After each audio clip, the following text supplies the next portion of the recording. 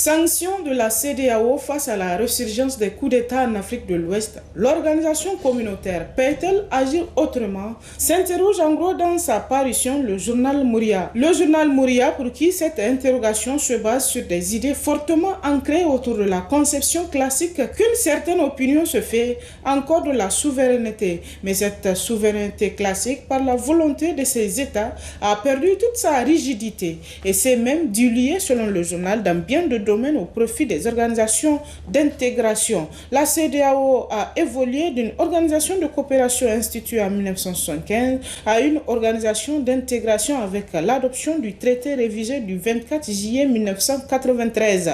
La sanction a fait apparition au niveau de cette organisation communautaire avec l'adoption de ce nouveau traité pour renforcer le processus d'intégration. Le journal poursuit que c'est ainsi les États Paris réunis au sein des instances de la CEDEAO peuvent prendre des sanctions contre les États ayant commis des manquements. La transformation de la CEDEAO en une organisation qui empiète sur la souveraineté des États s'explique selon le journal par le fait que le doux rêve d'unité et d'intégration ouest-africaine nourri des longues dates se heurte constamment aux obstacles politiques et sociaux. Plusieurs coups d'État militaires et guerres civiles ont été enregistrés dans la sous-région de la date d'adoption de ce traité révisé jusqu'au début du XXIe siècle. Face à cette instabilité persistante, le journal note que la CEDEAO constate l'essentiel de son temps à gérer des conflits armés et crises politiques, alors que la raison d'être de la communauté était et demeure d'organiser et de promouvoir le développement solidaire des peuples et la complémentarité des économies des États. Plus loin, dans sa parution, le journal écrit que la CEDEAO, à travers ce protocole, a fermé toutes les portes à une accession au pouvoir par un coup d'État militaire. Ainsi, elle interdit, selon le journal, formellement le renversement des pouvoirs publics par les coups d'État en général militaire, en précisant le rôle de l'armée qui doit être apolitique et soumise à l'autorité régulièrement établie. En outre, le journal poursuit que le protocole va plus loin en interdisant même à un militaire en activité de prétendre à un mandat politique électif. Il est important de préciser selon le journal que le protocole additionnel de la CEDEAO ne tient pas compte du contexte social, politique ou sécuritaire d'un pays pour prévoir des dérogations et tolérer une intervention militaire ou toute autre forme de prise de pouvoir en dehors de celle qui découle d'un processus électoral régulier. Quant au journal Niger Inter Hebdo, il nous rapporte dans sa parution de la semaine la conférence des cadres du 25 février 2022, un état de la nation sans complaisance, écrit en gros le journal dans ses titres. Le vendredi 25 février 2022, le président de la République Mohamed Bazoum a présidé au Centre international des conférences Mahatma Gandhi, une conférence des cadres qui a réuni les responsables des forces de défense et de sécurité, les autorités administratives, les chefs coutumiers et religieux, les acteurs politiques et de la société civile. Préoccupation majeure du moment avec les discours savamment entretenus autour du projet de redéploiement des forces Takuba Erbakan au Niger dans le cadre de la lutte contre le terrorisme et le banditisme transfrontalier. La question sécuritaire a été principalement le point autour duquel toute la conférence a été animée. La conférence des cadres a à cet effet permis au président de la République de lever le voile sur des sujets mal maîtrisés par certains concitoyens comme les relations de notre pays avec certaines puissances occidentales et les pays voisins. Le journal explique plus loin que pour le président, c'est grâce à l'assistance de nos partenaires que nos forces de défense et de sécurité disposent aujourd'hui d'équipements et d'infrastructures qu'elles n'auraient jamais eues. Les différents partenaires que le Niger a noués, surtout avec les pays occidentaux, lui ont permis d'améliorer les capacités de son armée si bien qu'elle est capable de tenir et contrôler la totalité de notre territoire. Nous n'avons aucun complexe à recourir à l'aide des alliés car cela n'entame en rien notre souveraineté. Et si accepter l'aide c'est perdre sa souveraineté, alors souveraineté pour souveraineté, refusons les aides budgétaires, les écoles, les dispensaires, les bourses d'études que nos partenaires nous donnent en aide. Est-ce sérieux d'accepter tout cela et de dire que nous ne voulons pas d'aide sécuritaire, a martelé le chef de l'État. Il a en outre souligné souligné que nous ne sommes guidés que par l'intérêt de notre pays, le Niger, et nous ferons tout ce qui est en notre pouvoir pour sauvegarder cet intérêt. Nous ne sommes soumis à personne. C'est pourquoi nous achetons nos équipements militaires où nous voulons, notamment en Turquie et en Russie.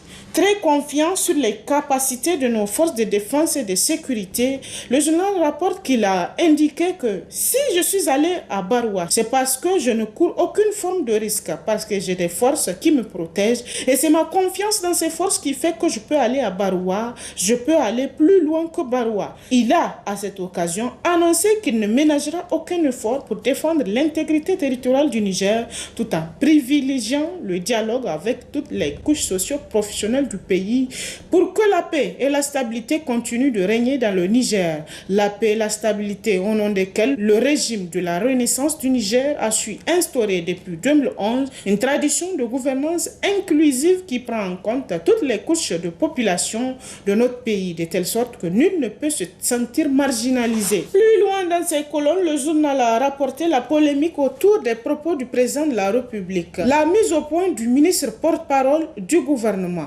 Afin d'éclairer la lanterne de l'opinion publique nationale et internationale sur l'interprétation littérale des propos du président de la République relativement aux personnes présumées en lien avec les terroristes qui auraient été libérés sans aucun respect des textes de loi, le ministre de l'Élevage, porte-parole du gouvernement Tijani Idrissa Abdul Kadri, a tenu à faire une mise au point, nous apprend le journal dans sa parution. Face à la presse nationale et internationale, le journal explique que le ministre porte-parole du gouvernement a rappelé le processus ayant conduit aux libérations dont le chef de l'État faisait allusion dans ses propos tenus à l'occasion de la conférence des cas tenue le vendredi 25 février 2022. Ces libérations, explique-t-il, concernent des présumés terroristes détenus depuis 2019 pour la plupart d'entre eux et pour certains bien avant. Il s'agit des personnes relativement âgées et qui n'ont été arrêtées ni sur le terrain d'opération ni en possession d'armes. Ces personnes ont fait l'objet d'une procédure judiciaire dans le cadre de laquelle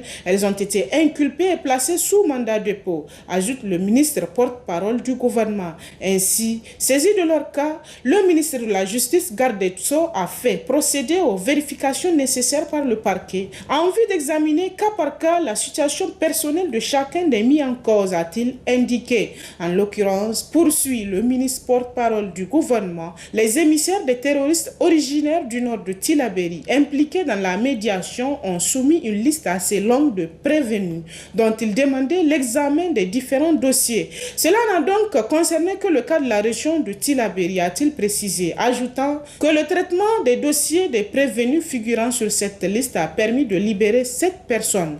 Le ministre porte-parole du gouvernement a tenu à souligner que cette libération a respecté toutes les étapes de la procédure judiciaire, à savoir l'introduction de demandes de liberté provisoire conformément à l'article 134 du Code de la procédure pénale. En somme, le journal conclut que contrairement à l'interprétation littérale des propos du chef de l'État, il n'a jamais été question d'une quelconque immixtion du président de la République dans le fonctionnement de la justice. Quant au journal L'Enquêteur, on peut lire dans ses colonnes jugement de l'affaire Tanadi Sopaminessa, 3 ans de prison requis. Hamazada leur raconte, se demande en gros L'Enquêteur. C'est une affaire qui a défrayé la chronique à sa révélation il y a de cela quelques mois. Chacun est allé de son commentaire dans ce dossier sulfureux qui pose de nombreuses questions non encore résolues à ce jour. Un homme dont la responsabilité pénale est établie dans ce qui se présente comme une grande mascarade financière a été jugé ce mercredi 2 mars 2022 au pôle économique du tribunal de grande instance hors classe de Niamey. Il s'agit du nommé Ibrahim Aboubakar, directeur d'exploitation de la société Tanadi SA. 3 ans de prison ferme et 500 000 francs d'amende, c'est la peine qu'a requis le parquet contre le directeur d'exploitation de l'institution de microfinance Tanadi SA, traduit devant la justice pour faux et usage de faux, poursuivi au départ pour complicité de détournement détournement des deniers publics, les charges contre l'intéressé seront par la suite requalifiées. L'homme, âgé de 60 ans, a avoué être témoin du maquillage des livres de la société, une opération qui avait permis à celle-ci en 2017 de bénéficier d'un dépôt à terme DAT de 3 milliards de francs CFA de la Société du patrimoine des mines Sopamine contre une rémunération de 7% l'an, soit 210 millions de francs CFA payables trimestriellement. Mieux, le prévenu est acteur de ce maquillage en ce sens qu'il avait reçu l'instruction de produire de faux documents qui ont servi à masquer les fonds de la Sopamine dans les comptes de la microfinance. Le rôle de trouble de Mahamadou Zada, actuel ministre de la Communication. La Sopamine, dirigée au moment des faits par Mahamadou Zada, actuel ministre de la Communication, chargé de relations avec les institutions, avait, elle, demandé que ce DAT de 3 milliards de francs CFA n'apparaisse pas dans les comptes de la société de microfinance qui a pour mission de lutter contre la pauvreté, s'interroge le journal. Est-ce à cette condition que l'institution de Amazada avait-elle accepté d'octroyer les 3 milliards de francs CFA qui sont gérés au flux de Tanadi, se demande toujours le journal, qui poursuit qu'en 2017, en tout cas, Salif Foutaïrou, le directeur général de Tanadi au moment des faits, aujourd'hui décédé, avait opéré le retrait de 3 milliards de francs CFA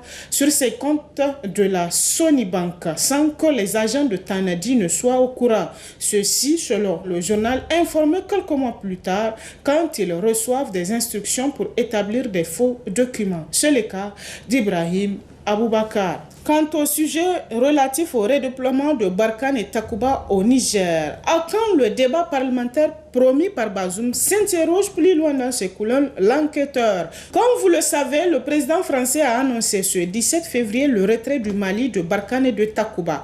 Emmanuel Macron a assuré que ses forces seront redéployées au Niger du côté de la zone dite des 3 frontières. Une décision qui a suscité une levée de boucliers au Niger, où la présence militaire étrangère pose déjà des questionnements. Niamey abrite déjà la base projetée aérienne de Barkhane, où sont stationnés des moyens aériens comme les Mirages et les drones. Au sein de la classe politique et de la société civile, on croit savoir qu'accepter ce redéploiement de Barkhane et de Takuba, c'est courir le risque d'une instabilité de plus du Niger.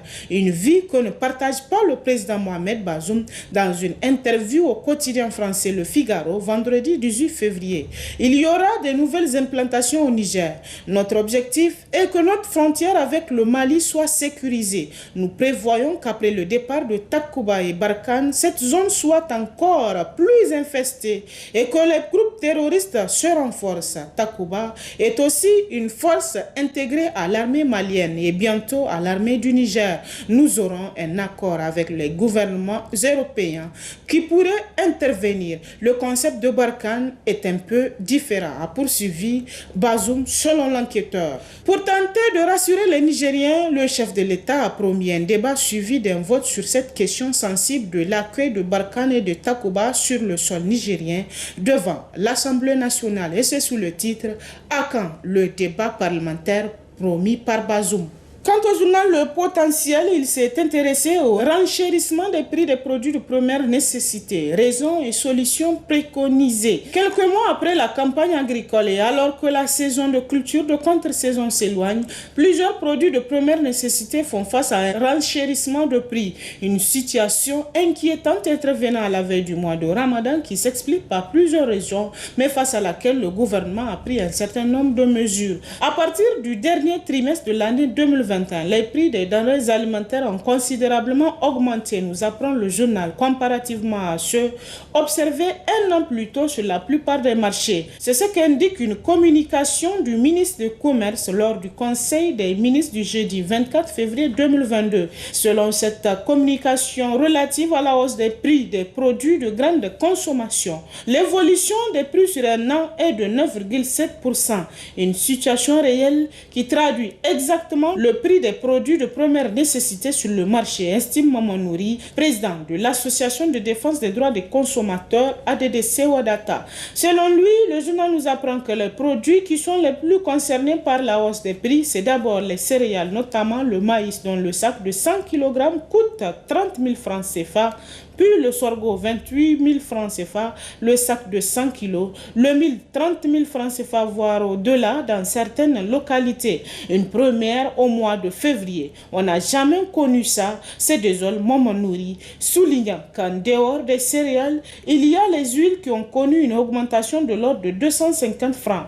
1250 francs le litre, la farine de blé 600 francs actuellement, le sucre, le savon.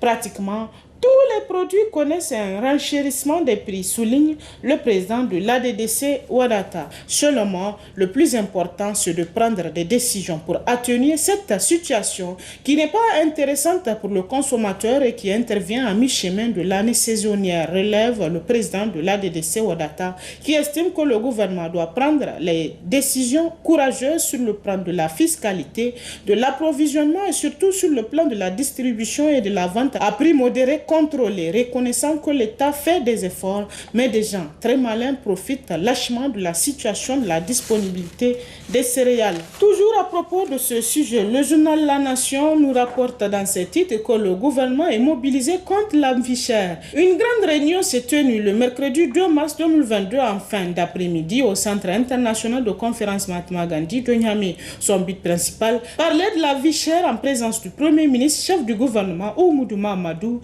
de quelques membres du gouvernement, les opérateurs économiques et les invités. Le ministre du Commerce est le premier à prendre la parole dans le contexte national extrêmement tendu dû à la cherté de la vie. Le ministre du Commerce a fait une brève explication pour faire comprendre aux invités les causes naturelles de ce fléau, les conditions climatiques, l'apparition de la Covid-19 et le fait que notre pays soit enclavé favorise tous ces problèmes. Nous apprend toujours le confrère qui poursuit que le Premier ministre Oumoudou Mahamadou a commencé son discours en soulignant que cette année était un contexte particulier. Contexte particulier parce que la production agricole annuelle a eu un déficit de 40%. L'insécurité qui domine dans les zones de production agricole et la guerre dans les pays producteurs de blé en sont des causes. Après l'allocution du chef du gouvernement, les invités ont eu droit à poser des questions et exprimer leurs sentiments. La plupart d'entre eux ont mentionné le fait que le Niger doit se forcer à produire local et diminuer les importations. Que le Niger passe d'importateur à producteur, ensuite grand exportateur, a notamment dit un invité. Un autre, lui, pense qu'une production locale évitera non seulement la famine, mais aussi la délinquance juvénile en créant de l'emploi. Pour finir, le journal nous rapporte que la prise de parole des invités, le représentant nigérien au port de Cotonou a expliqué au public que tant qu'on ne produisait pas local au Niger, on sera toujours des assujettis. Et c'est l'essentiel de l'actualité à travers les journaux cette semaine. Très bonne lecture et à la semaine prochaine, Inch'Allah.